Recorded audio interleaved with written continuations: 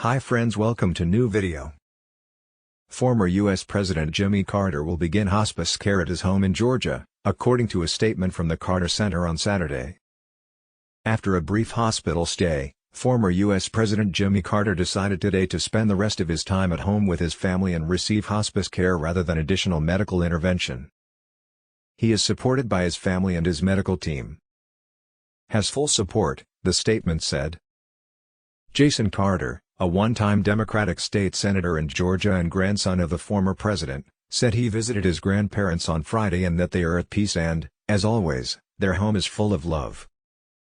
Jimmy Carter, who turned 98 last year, became the oldest U.S. president in history after the death of George H.W. Bush. Bush, who died in late 2018 at the age of 94. The country's 39th president has kept a low public profile in recent years due to the coronavirus pandemic, but he has been vocal about the threats to democracy around the world, a long-standing cause of his.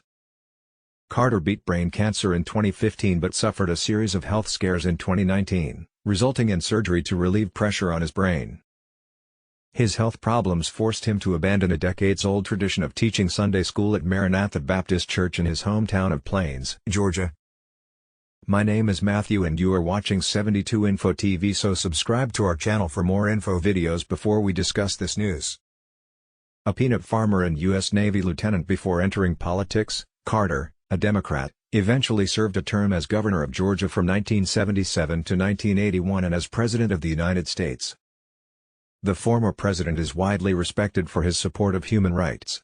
Central to his legacy is his brokering of the Camp David Accords in 1978 with Egyptian President Anwar Sadat and Israeli Prime Minister Menachem Begin.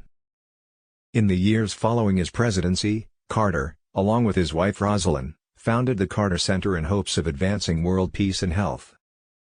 The center has worked to advance democracy by monitoring foreign elections and reducing disease in developing countries. Carter himself has been a longtime volunteer with Habitat for Humanity. He received the Nobel Peace Prize in 2002 for his efforts for peace around the world.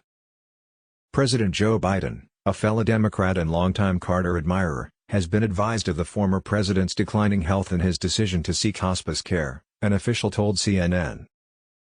Biden is in close contact with the Carter family and the former president's closest circle of advisors. According to the Jimmy Carter Presidential Library, Biden was one of the first U.S. senators to support Carter in the 1976 presidential election. Carter was in frequent contact with President Donald Trump and his administration during his time in office as a Republican. In 2018, Carter said he received a briefing on North Korea and said he was willing to travel to the country on behalf of the Trump administration.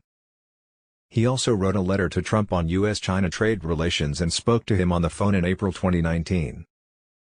While the White House referred to the call as a very good telephone conversation and said Trump had very good telephone conversation, the relationship soured later that year when the Georgia Democrat ran for president in the 2016 election.